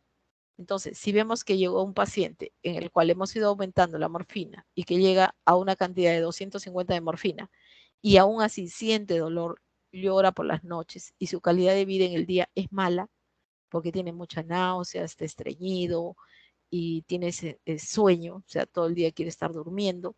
Entonces, realmente, ¿qué calidad de vida es esa? Es mala, ¿no? Entonces decimos, a ver, ¿qué ha pasado con ese paciente? Probablemente ha desarrollado lo que se llama un cuadro de tolerancia a opiáceos. Quiere decir que le aumentan más la dosis y igual el paciente sigue sintiendo dolor, o sea, ya hizo tolerancia a opiáceos. Entonces, lo que hacemos ahí es a veces rotar opiáceos, de un opiáceo a otro, pero llega un momento que ya ninguno le sirve.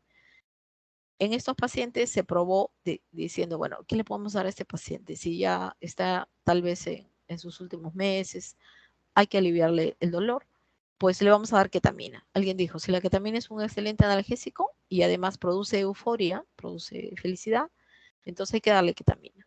Y comenzaron a usar dosis bajitas de ketamina y ahí es donde descubrieron que la ketamina tiene también efecto sobre los receptores opiáceos, ¿no?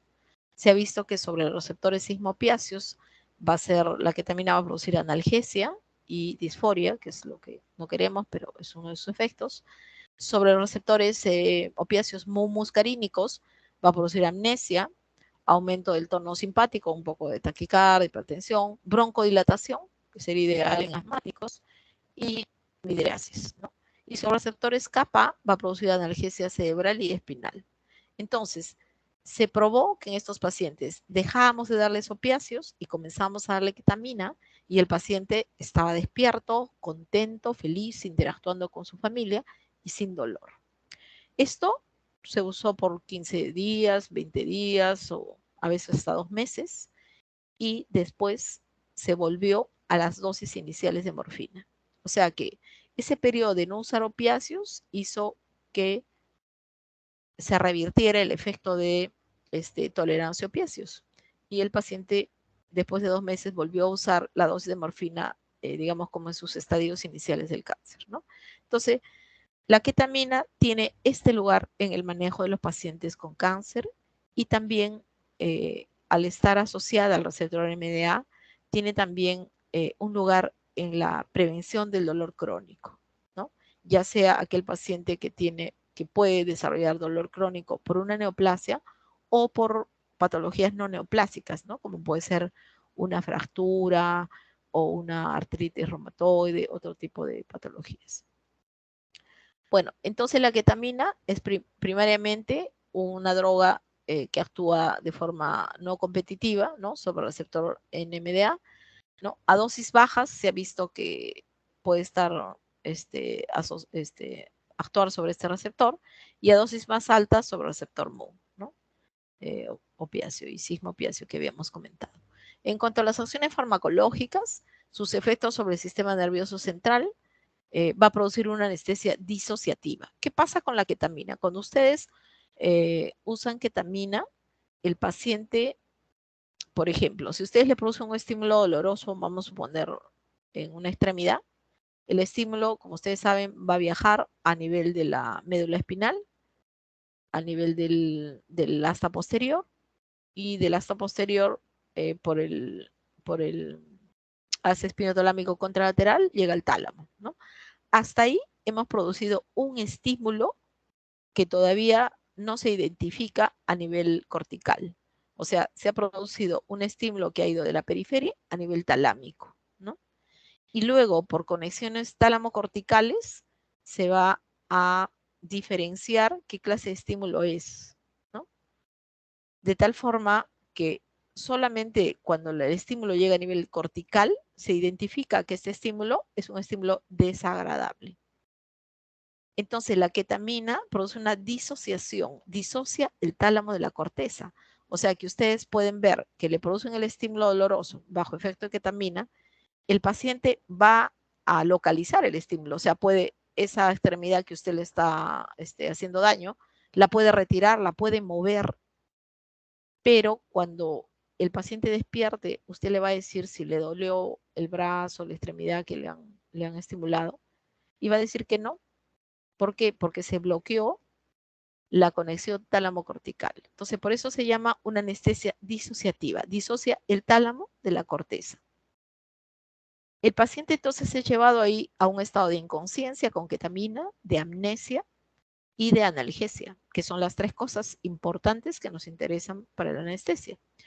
Pero además se ha visto que la ketamina puede producir un estado cataléptico. O sea que la ketamina no hace que el paciente cierre sus ojos. Pueden estar los ojos abiertos, hay reflejo corneal, puede haber un nistagmus horizontal lento, puede haber un aumento, de hecho, del tono muscular con hipertonía, mioclonías, y también se puede producir dilatación pupilar moderada, lagrimeo y salivación. Esos efectos muscarínicos de la ketamina hacen que si alguien mira que no sabe de esta clase no ha asistido a esta clase y no sabe qué es la ketamina, pueda mirar al paciente y pensar que el paciente está sintiendo dolor, ¿no? Que dice, mira, tiene lagrimeo, aumento de la salivación, pupila dilatada, debe estar sintiendo dolor.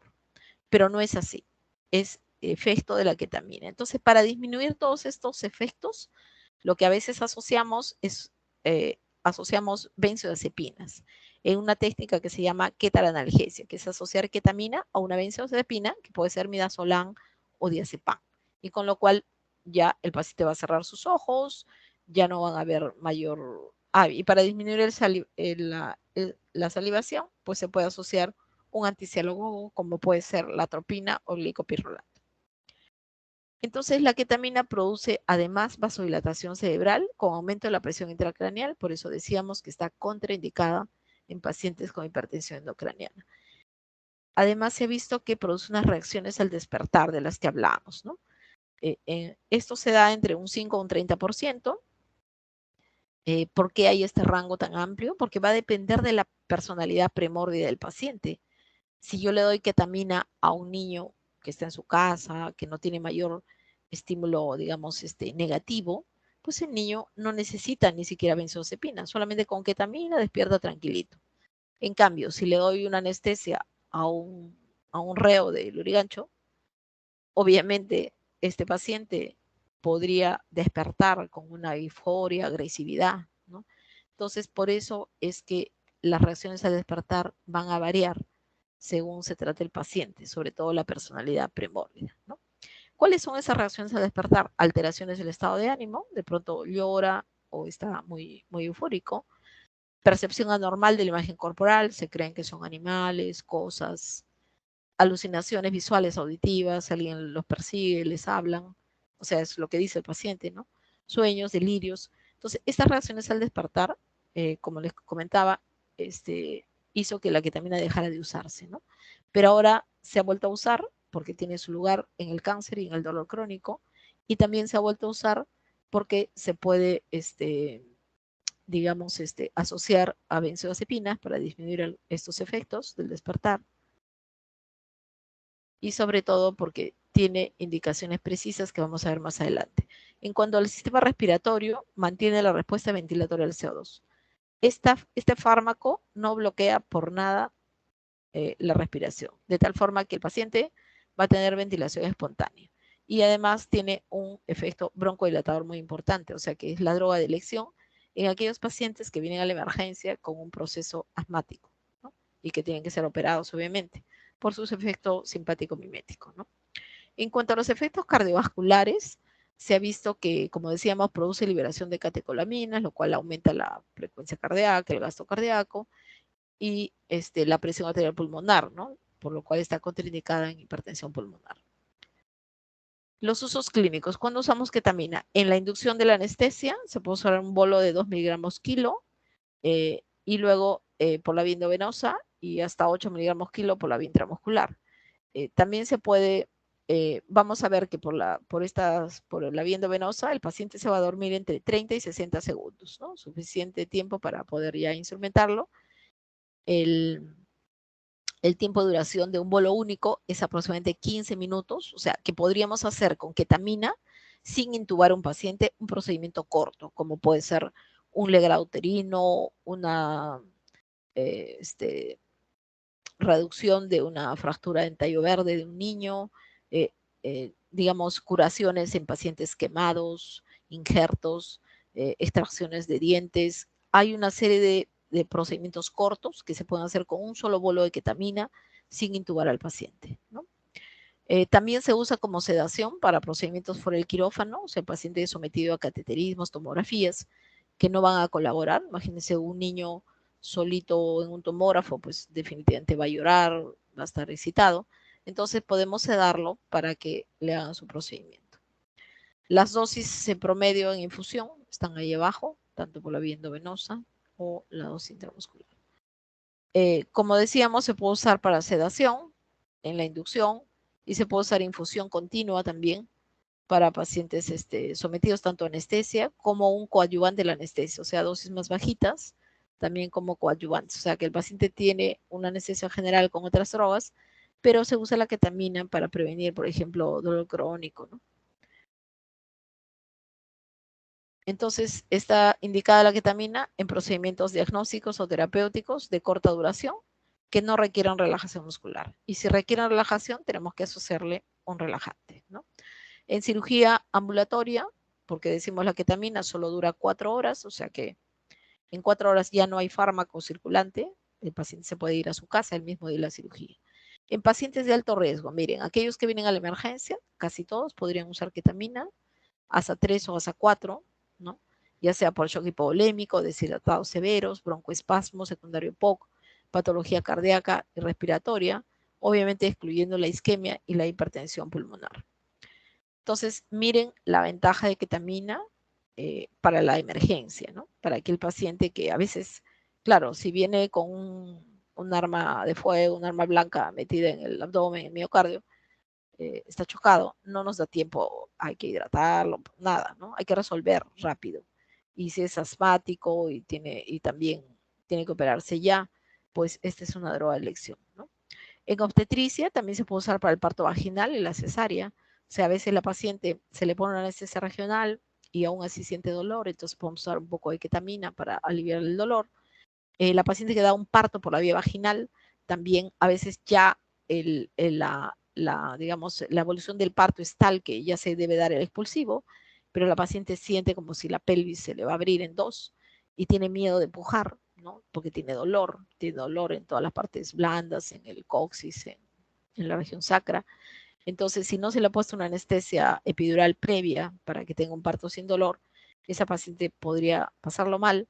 Entonces, si no tolera, digamos, y no, el dolor le impide pujar y el niño ya está ahí coronando, entonces, para que no se dé un cuadro de expulsivo prolongado, se le puede dar una pequeña dosis de ketamina, con la cual la paciente va a tener analgesia y el niño va a salir. El inconveniente es que no va a haber ese encuentro madre-niño, ¿no? Que es apenas nace, el niño es colocado en contacto con el pecho de la madre, que eso es lo ideal, ¿no? Que es lo recomendable a nivel del mundo en cuanto a la estancia materna, hacer el apego, ¿no? O sea, que inmediatamente nace el niño, casi ni le han cortado el cordón y ya está pegado a la mamá de su madre, ¿no? También se puede usar como suplemento de técnica locorregional, se hace un bloqueo, tanto epidural, espinal, o un bloqueo de plexo braquial, qué sé yo. Puede asociar ketamina para tener al paciente un poco hipnotizado, o como sedación en el caso de que van a realizar un bloqueo. Contraindicado, obviamente, en reacciones adversas previas, en pacientes portadores de aneurismas, torácico, cerebral, abdominal, que sea conocido, ¿no? Este es uno de los problemas que puede provocar la ketamina, ¿no? O sea, por ahí se han descrito algunos casos de muerte por ketamina, debido a que el paciente tenía un aneurisma oculto, eh, ha elevado un poco la presión por la ketamina y se ha roto el aneurisma.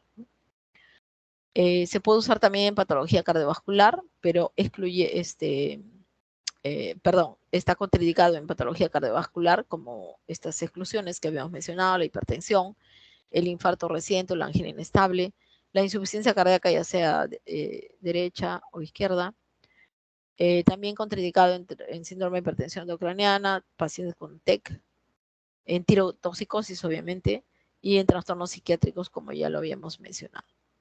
Bueno, si tuvieran ahí alguna pregunta que quieran hacer.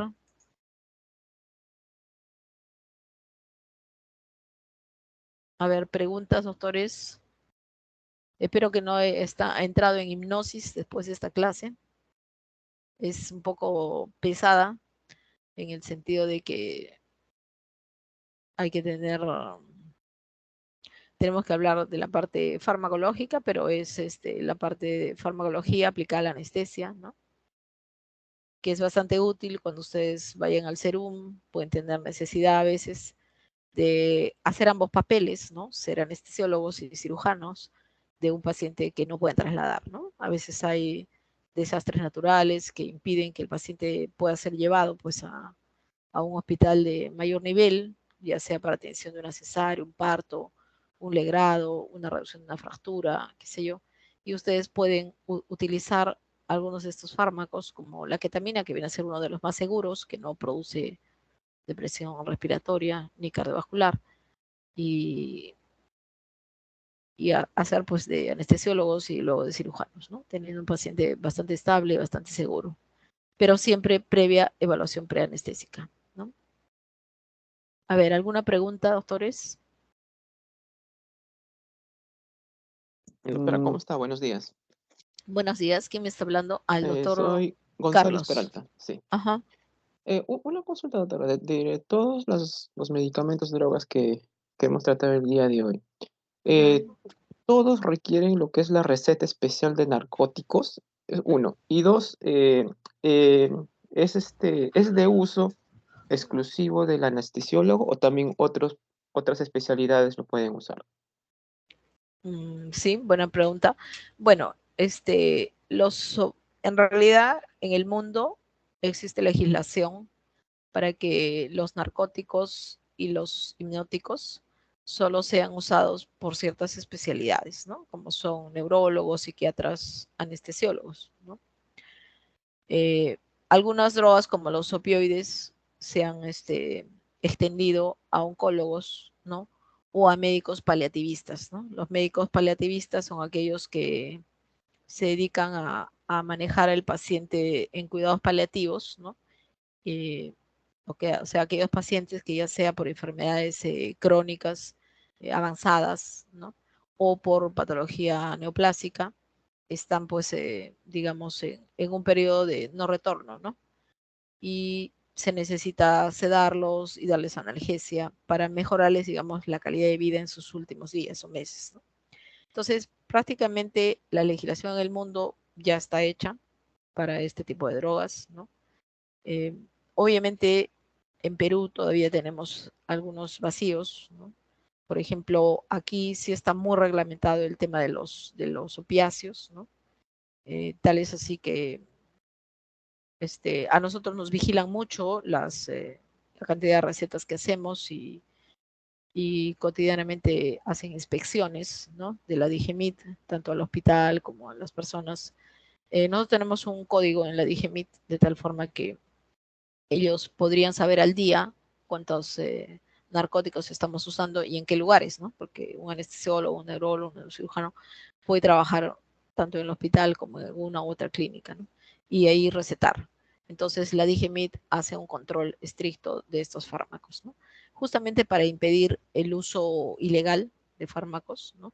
Porque también, así como existe de, dependencia, yo voy, espérate, dependencia a drogas, de otras drogas que ustedes saben, también puede haber dependencia a opioides, ¿no? Diríamos que en nuestro país no es muy importante esta dependencia a opioides. Prácticamente la dependencia a opioides se ha limitado a personas que manejan opioides, ¿no? Tenemos anestesiólogos, enfermeros de quirófano que han desarrollado dependencia a opioides y que, bueno, a veces definitivamente esto los lleva a la muerte, ¿no? El hecho de que van poniéndose las dosis hasta que en un momento se pone una dosis más alta, hacen paro respiratorio en un lugar donde están ellos solos con su jeringa y su vida, y bueno, fallecen, ¿no? Y en el caso digamos, de la población en general, todavía aquí en Perú tenemos muy poco de dependencia a opioides, ¿no? Si bien es cierto, hay un tráfico de narcóticos que puede haber en el mercado negro, ¿no? Hay muy pocos casos de esto, felizmente. En cambio, en Norteamérica, hace 2 años, en el 2019 o 18 creo, hubo la crisis de opioides, ¿no? Pero esta fue una crisis generada por el sector sanitario. O sea, ¿qué ocurrió? Los pacientes se operaban, por ejemplo, de una hernia, que es un procedimiento ambulatorio, ¿no?, una cirugía de día, y el cirujano joven, le indicaba un narcótico de analgésico, ¿no?, lo cual no es necesario. Se puede colocar un narcótico, pero ahí en el quirófano o mientras el paciente está en el hospital. Pero dejarle narcóticos para su casa a un paciente con una cirugía, digamos, de menor complejidad, es poder inducir a una dependencia a narcóticos, ¿no? Y ocurrió que comenzaron a recetar opioides vía oral, 7 días, 8 días, entonces el paciente a los 8 días iba a su retiro de puntos y decía, doctor, me duele demasiado, me tiene que dar de nuevo eso. Y le recetaban 30 días más y así. Entonces se ha dado en Estados Unidos una crisis de opioides. O sea que de la noche a la mañana un montón de pacientes que habían sido tanto operados en el sector público, sobre todo en el sector privado, porque en Estados Unidos el sistema de salud es casi privado, habían desarrollado dependencia a opioides, ¿no? Y se vendía pues la oxicodona, se estaba vendiendo prácticamente, en Estados Unidos hay así como una especie de ¿cómo se puede decir acá? Como bazares, ¿no? Donde la gente puede comprar cigarrillos, algunos analgésicos y bueno, todas las cosas de aseo, ¿no? Como unas boticas, que sería. Entonces en esos lugares también tenían acceso a la oxicodona. Entonces los pacientes, si ya el médico no les recetaba o tenían alguna dificultad, iban y pedían su oxicodona y la compraban. Y pues están pasando por esa crisis de la cual están saliendo, ¿no? Eso de alguna forma ha estimulado a la investigación en el uso de no opioides, ¿no? O sea, en manejar el dolor con otras drogas alternativas que no sean opioides, ¿no? O sea, digamos que la crisis en Estados Unidos ha servido para tratar de hacer mayor investigación en drogas no opioides para el manejo del dolor, ¿no? Lo cual ha sido un punto a favor de la investigación en dolor, pero bueno, han tenido esa experiencia negativa porque, como ustedes saben, la formación en Estados Unidos es un poco más de especialización, ¿no? Entonces, un médico podría llegar, digamos, a ser médico cirujano y no tener mucho exigencia en el conocimiento del uso de opioides, ¿no? Y por lo tanto, eso es lo que se ha producido, ¿no? Imagínense en un sistema de salud que se supone la exigencia académica es supuestamente muy alta, se les escapó de las manos, ¿no? Ahora, en cuanto a la otra pregunta sobre los benzodiazepinas, también en el mundo está muy legislado también el uso de benzodiazepinas solamente para psiquiatras, neurólogos, psicoterapeutas y anestesiólogos. Pero aquí me parece que hay lugares donde todavía se vende, bueno, eso ya por la cultura nuestra y la falta de supervisión, se vende benzodiazepinas sin receta, ¿no? Lo cual no debe ser. Nosotros sí en el hospital no podemos recetar benzodiazepinas si no es con receta, ¿no? No sé si eso responde a tu pregunta. Bueno, la ketamina también es una droga de alto movimiento en el mercado negro, ¿no? O sea, la ketamina a veces la ponen al microondas y la convierten en polvo, porque es líquida, y luego la inhalan por la fosa nasal, ¿no? Eso hemos visto mucho en los pirañitas que están en la calle, que usan eh, terocal y usan también ketamina, ¿no? Es toda una mafia realmente. Yo cuando trabajaba en el seguro allá por la avenida Grau, veíamos por las ventanas del hospital como la cantidad de estos pirañitas estaban desde las 6 de la mañana ahí, ¿no? Tratando de robar, de arranchar algo a las personas. Y como a las 11 de la mañana aparecía una mujer, un hombre, con un montón de bolsas de terocal. O sea que era toda una mafia para mantener a estos chicos, que todos eran casi menores de edad, tratando de arranchar las cosas, ¿no? O sea, esas personas mayores venían y recogían todo lo que los chicos habían robado y a cambio de eso les daban una bolsita con terocal, ¿no? Esto, bueno, cuando hicieron ya el bypass se radicó un poco, pero aún persiste por ahí. Entonces son cosas las que tenemos que estar pendientes, ¿no? Estar siempre muy alerta de las personas que por algún motivo buscan este tipo de accesos, porque tenemos cosas desagradables. Tenemos colegas que han entrado en la farmacodependencia, tanto de ketamina como de fentanilo, petidina o morfina, y la verdad que es lamentable, ¿no? Ver un profesional con todo un futuro por delante y que, bueno, pronto lo van a coger para quitarle el título y bueno, tal vez se muera antes de que suceda eso, ¿no? ¿Algún otro comentario? ¿Respondí a tu pregunta, Carlos? Sí, doctora, muchas gracias. Ok. ¿Alguna otra pregunta, chicos?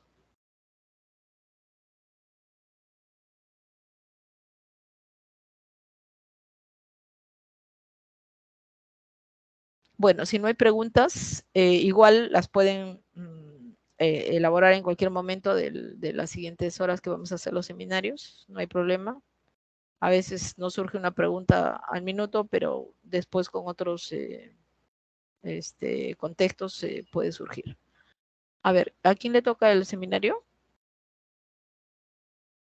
Sí, doctora.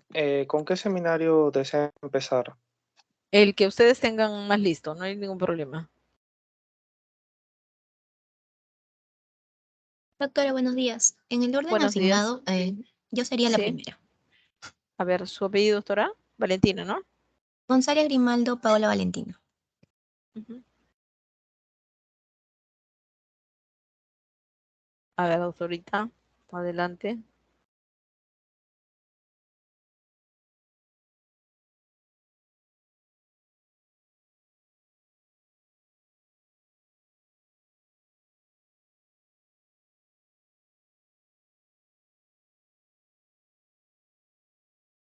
¿Se observa, doctora?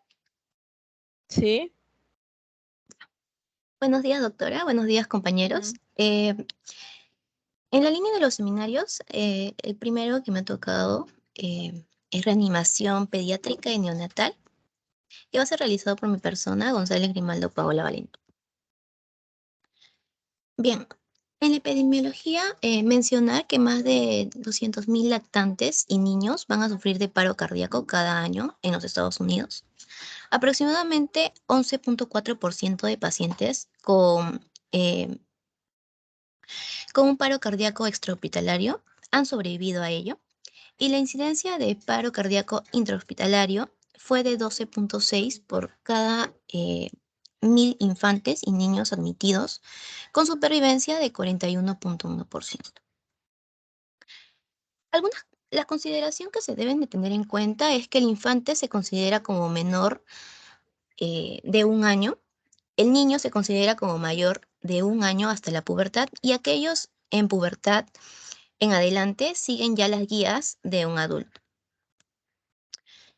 Bien, dentro de las causas, considerar aquí que el paro cardíaco en lactantes y en niños son distintas de las del paro cardíaco en adultos, ya que la causa en el adulto se debe a una causa cardíaca primaria, en donde incluirán infartos del miocardio y perturbaciones eléctricas. En el caso del niño, aquí no suele deberse a causas cardíacas primarias. Aquí este es el resultado de alguna falla respiratoria que ha sido o que va en progreso o algún shock. Bien, en la cadena de supervivencia para pacientes pediátricos con paro cardíaco